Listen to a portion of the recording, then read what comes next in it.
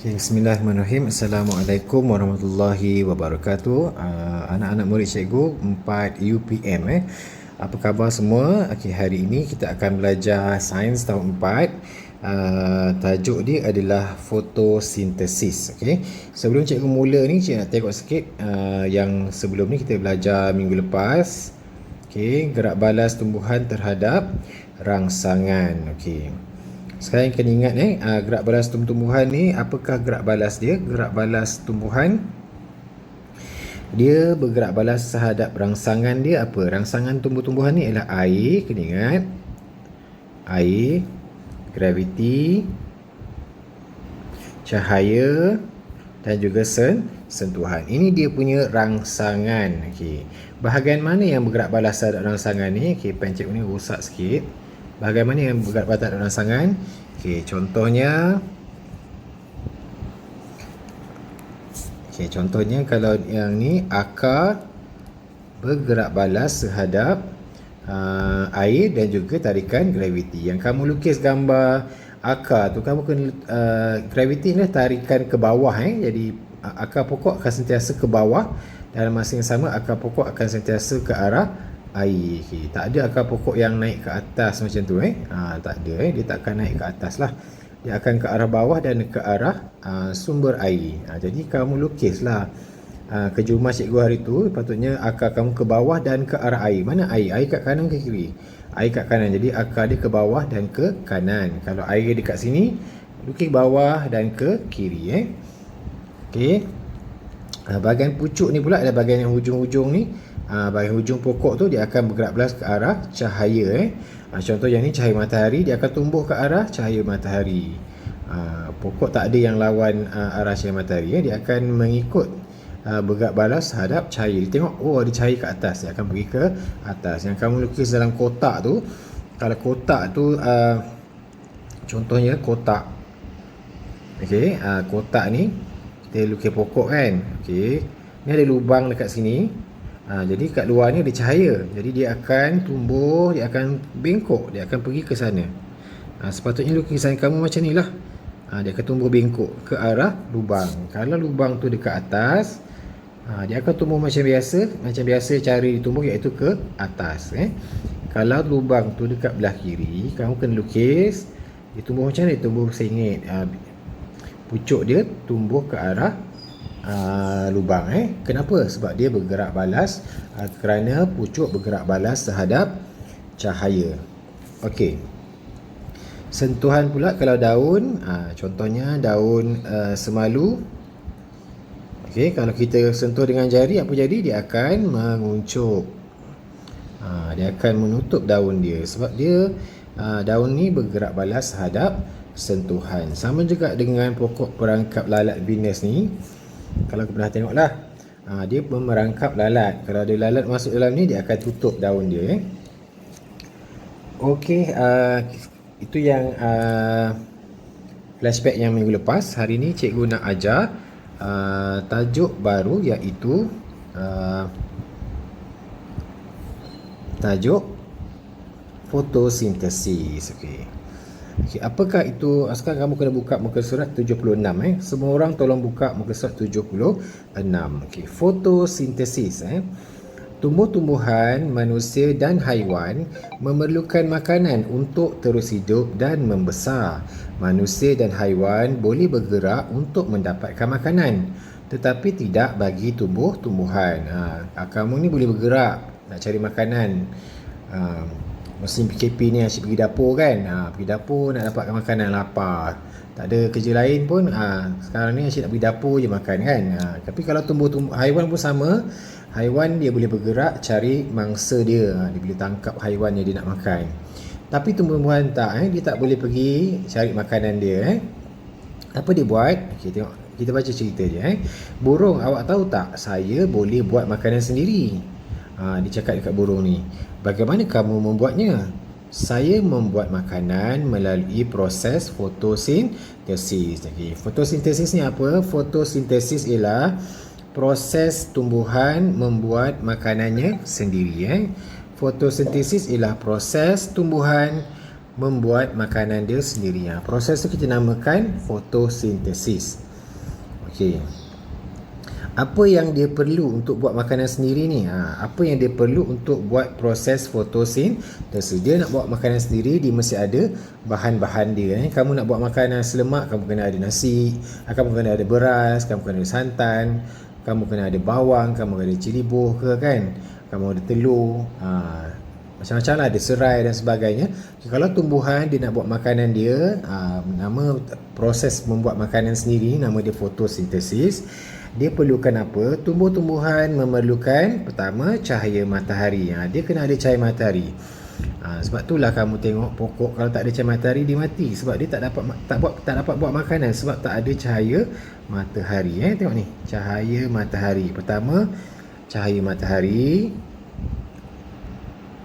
Okey, cahaya matahari pula kan Nombor 1 cahaya matahari. Kedua dia perlukan klorofil. Okey, apa itu klorofil? Jap cikgu cerita. Nombor 3 dia perlukan karbon dioksida. Karbon dioksida tahu tak apa? Tak tahu tu, tak tahu cuma cakap. Karbon dioksida ni adalah gas yang kita keluarkan. Kita kan, kamu akan menyedut gas oksigen, kamu menghembus keluar gas karbon dioksida. Apa yang kamu keluarkan daripada nafas awak tu, gas yang keluar tu digunakan oleh tumbuhan untuk melakukan proses fotosintesis. Dan apa dia buat lepas dah buat fotosintesis ni, dia pun keluarkan gas pula. Tumbuhan ni akan keluarkan gas apa? Dia keluarkan oksigen. Siapa ambil oksigen tu? Manusia dan haiwan ambil oksigen. Maknanya kita ada kerjasama kat sini. Awak keluarkan karbon dioksida, tumbuhan ambil untuk buat untuk menjalankan fotosintesis. Tumbuhan pula dia akan hasilkan oksigen untuk awak bernafas. Okey.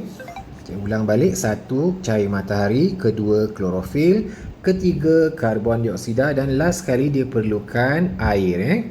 Empat benda dia perlukan untuk proses fotosintesis. Okey, tolong sebut sama-sama apa keperluan dia. Cahaya matahari, klorofil, karbon dioksida, dan yang keempat ialah air. Okey, kita cerita kat sini apa benda ni. Kita teruskan cahaya matahari. Cahaya matahari adalah sumber utama tenaga. Cahaya matahari ni adalah sumber utama tenaga untuk tumbuh-tumbuhan. Daripada tumbuh-tumbuhan lah dihasilkan makanan sendiri, dan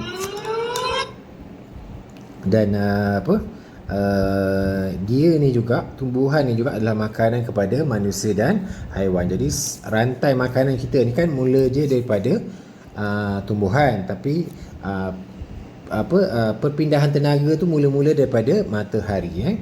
Jadi yang kedua, karbon dioksida kan. Karbon dioksida ni gas yang kamu keluarkan tu diambil gas dalam udara yang masuk melalui daun. Gas ni akan masuk ke dalam daun. Okay, ni kalau kita gunakan mikroskop, kita tengok dalam daun ada apa. Daun ni bukan warna hijau saja-saja, jadi ada dalam ni ada klorofil. Perkara kedua yang diperlukan dalam fotosintesis nama dia klorofil. Klorofil ni ada dalam daun hijau ni. Klorofil ni apa? Bahan berwarna hijau pada tumbuhan. Kenapa pokok ni warna hijau daun dia? Sebab dia ada klorofil. Kalau tak ada klorofil, dia tak berwarna hijau. Okay. Klorofil ni berwarna hijau. Okey. Bahan seterusnya yang diperlukan ialah air. Okey, air diserap masuk melalui akar.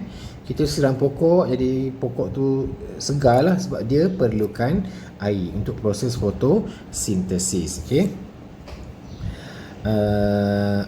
Info sains, tumbuhan yang bukan warna hijau juga boleh lakukan fotosintesis sekiranya mempunyai klorofil. Ada pokok yang tak nampak warna hijau dia, tapi dia ada klorofil kat dalam. Warna hijau dia tak menyerlah lah. Contohnya pokok puding. Nak tengok pokok puding, dia macam warna kuning kan. Tapi dia ada klorofil kat dalam ni, cuma warna dia tak kelihatan. Adalah peringkat, nanti kamu akan tahu peringkat sekolah menengah nanti. Okey, seterusnya apa hasil bila dah gunakan tadi? Dia ambil air, dia ambil karbon dioksida, dia ambil cahaya matahari, dan juga dia gunakan klorofil kan. Okey, apakah hasil fotosintesis ni? Okey, semasa proses fotosintesis, klorofil menyerap cahaya matahari. Klorofil ni dekat daun ni dia serap cahaya matahari dan menukarkan air air yang diambil dekat tanah tu serta karbon dioksida yang diambil daripada awak tu kepada glukosa dan oksigen. Jadi dia dah kiranya kalau kita masak ni kan, kita masak beras jadi nasi kan. Tapi dia gunakan ni karbon dioksida cahaya matahari, air, karbon dioksida ditukarkan, dia proses dekat klorofil menjadi glukosa dan juga oksigen. Ini dua hasil fotosintesis.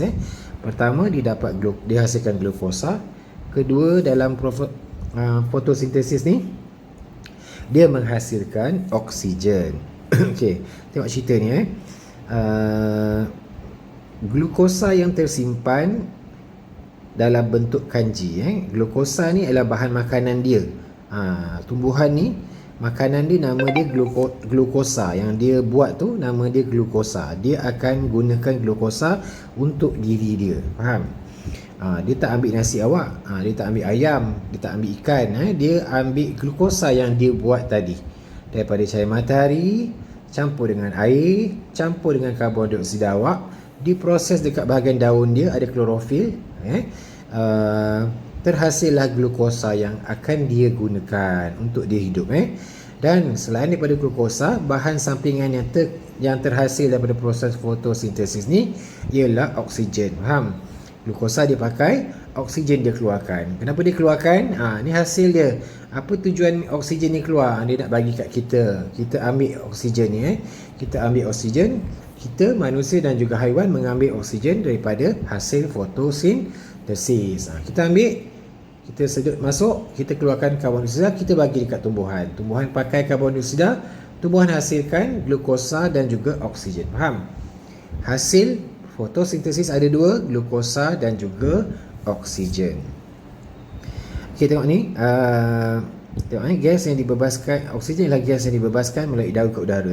Dekat daun ni dia dah buat tadi, klorofil ni tadi dah proseskan cahaya matahari, air, karbon dioksida, dihasilkan glukosa dan juga oksigen. Kat mana disimpan glukosa? Glukosa ni dia guna, dia pakai untuk diri dia lah. Tapi glukosa ni selalu dibuat banyak terlebih. Dia akan simpan lah. Macam kamu kan banyak, kalau makan terlebih kan kamu akan disimpan badan kamu sebagai lemak. Tengok kan kat perut kadang terlebih, dekat pipi kan, sebab kamu makan lebih daripada yang kamu perlukan. Jadi tumbuhan ni kalau dia makan lebih daripada yang diperlukan, dia akan simpan dekat tempat-tempat lain. Dia simpan dekat daun, dia simpan sebagai buah. Ni glukosa ni. Dia simpan kat buah, dia simpan kat daun, ada dia simpan kat batang kan. Sebab tu kita akan makan tumbuhan, kadang-kadang kita suka makan bahagian buah sebab bahagian buah dia manis kan. Contoh buah tembikai. Tembikai tu yang manis tu ialah glukosa. Ada bahagian daun yang kita boleh makan, contohnya sayur sawi. Sedap makan kan, sebab ada dalam tu ada glukosa. Ada juga yang kita makan bahagian batang. Apa contohnya kita makan bahagian batang? Sayur-sayuran ada bahagian batang kita makan.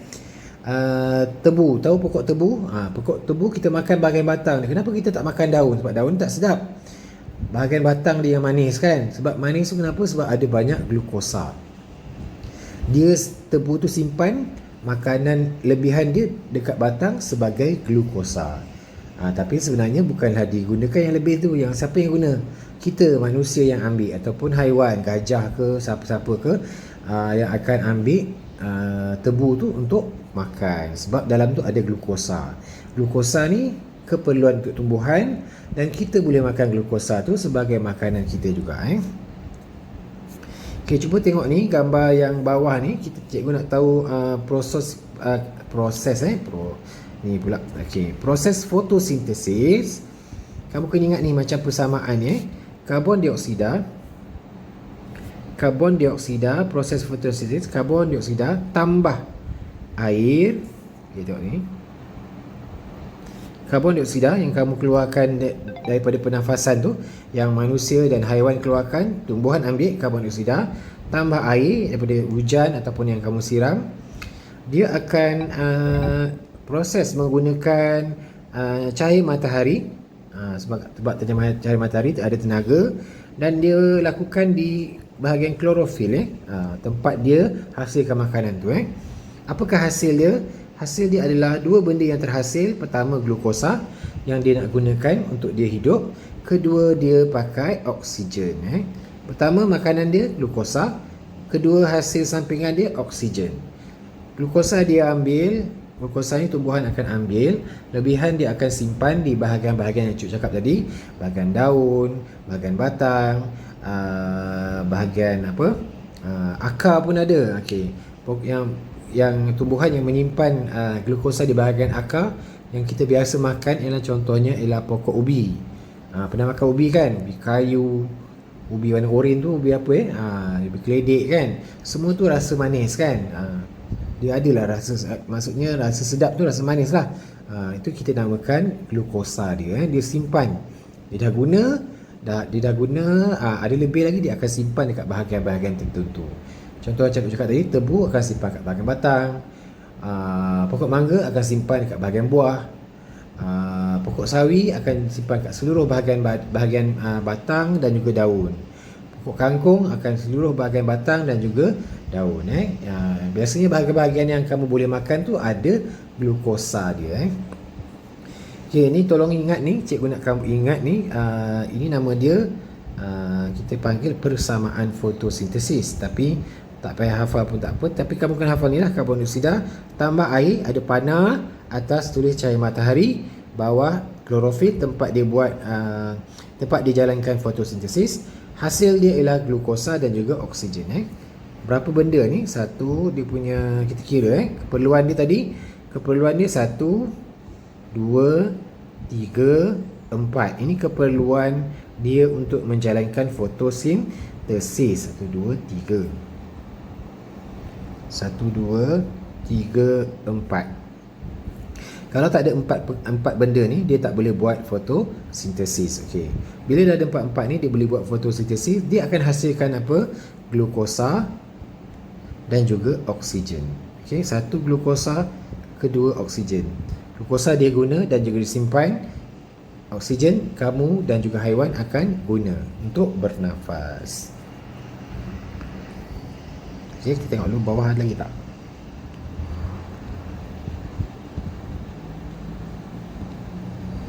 Okey, hari ni cikgu nak buat kerja yang santai sikit. Cikgu nak kamu buat ni. Cikgu nak kamu buat poster, boleh tak? Dia macam gunakan kertas A4 ataupun kertas kosong. Tak ada, kamu boleh guna nota sains 1 atau nota sains 2 awak. Sains 1 atau sains 2 kamu buat ni. Aktiviti ria kisah fotosintesis. Ni tak ada kumpulan ni, kita buat masing-masing punya. Kamu buat cerita fotosintesis ni, tengok ni gambar dia. Fotosintesis, buat gambar apa yang masuk. CO2 ni simbol kepada karbon dioksida, CO2. Okey. Keluar apa daripada pokok ni selepas buat fotosintesis? Oksigen. Okay. Tulis ni, dia punya keperluan dia apa? Buat macam ni. Keperluan air, klorofil, karbon dioksida, cahaya matahari. Okay. Hasil dia apa? Kanji. Kanji ni dia, kalau kamu perasan kat sini, disimpan kat mana? Simpan kat buah, simpan dekat daun, simpan dekat akar, simpan dekat batang, simpan dekat apa ni? Cikgu tak perasan ni. Kanji dan juga oksigen. Oksigen ni kamu akan, haiwan dan manusia gunakan. Kita tengok ni, matahari lukis macam ni. Dan juga satu lagi, selai lagi, cikgu nak kamu tulis kat bawah ni, cikgu nak kamu tulis persamaan fotosintesis. Macam ni persamaan fotosintesis tadi? Ni fotosintesis melibatkan, buat ni dalam petak yang warna hitam ni, tolong buat. Okey, 4 UPM, senang je 4 UPM. Ni je dua benda. Pertama tadi poster tadi, dan kedua dalam poster tu bawah tu tulis ni, proses fotosintesis melibatkan apa. Okey, itu saja kerja cikgu. Tampalkan dalam nota sains 1 ataupun sains 2. Boleh tak? Boleh? Okey, itu kerja dia. Okey, cikgu nak sambung sikit. Kepentingan fotosintesis kepada hidupan. Kenapa fotosintesis ni penting? Kamu rasa fotosintesis ni penting tak untuk awak? Sebenarnya dia sangat penting kepada haiwan dan manusia. Tengok, Tumbuh-tumbuhan sentiasa melakukan proses fotosintesis untuk membolehkannya menghasilkan makanan sendiri. Hasil fotosintesis juga boleh memberikan manfaat kepada hidupan lain dan alam sekitar. Perhatikan situasi di bawah. Tengok burung yang cakap, syukurlah tumbuh-tumbuhan kat sini hidup dengan subur. Dapatlah kita makan makanan yang dihasilkan oleh tumbuh-tumbuhan dengan secukupnya. Okay? Fotosintesis pertama dia memberikan sumber makanan. Kepentingan dia pertama dia dari sumber makanan kepada haiwan dan manusia ni. Ni hasil fotosintesis ni.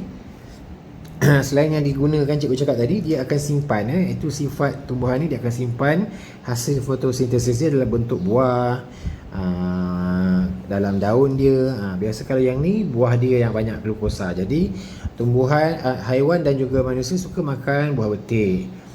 Pokok lain contohnya cikgu cakap tadi, pokok durian dia simpan kat buah. Jadi kamu suka makan durian sebab durian ada banyak glukosa, manis kan. Apa lagi? Pokok ubi cikgu cakap, kamu makan pada bahagian ubi sebab ubi dia ada simpanan glukosa dia.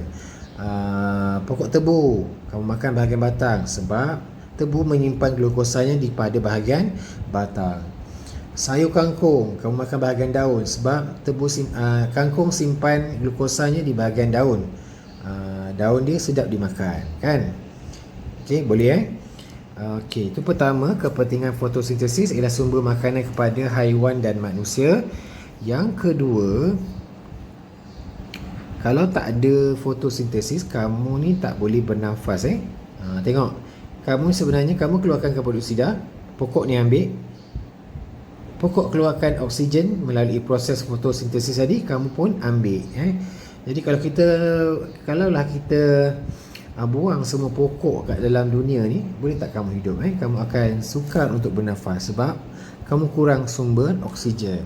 Sebab yang keluarkan oksigen ni antaranya ialah tumbuhan. Faham? Jadi pertama tadi, kepentingan fotosintesis pertama sebagai sumber makanan, kedua sebagai sumber oksigen untuk haiwan dan manusia bernafas. Ni, fotosintesis penting kepada hidupan kerana dapat membekalkan sumber makanan, memberikan sumber oksigen untuk pernafasan dan mengekalkan keseimbangan udara. Jadi udara kat dalam bumi ni menjadi seimbang.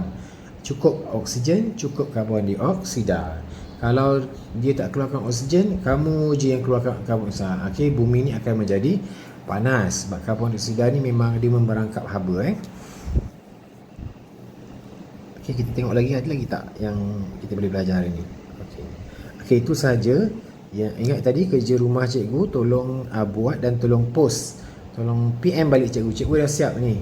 Cikgu nak poster yang cantik ada dia punya gambar. Okey, pokok yang kamu lukis tu lukislah, katakanlah kamu buat pokok apple. Jadi mestilah hasil fotosintesis dia simpan kat mana? Simpan kat buah. Lukis gambar buah apple dekat pokok tu. Kalau pokok kamu buat lukis gambar tebu, lukis kat mana glukosa dia kamu nampak. Lukis jelas-jelas bagi nampak. Okey, sekian, selamat belajar, selamat membuat kerja rumah, selamat ber-PKP. Assalamualaikum warahmatullahi wabarakatuh.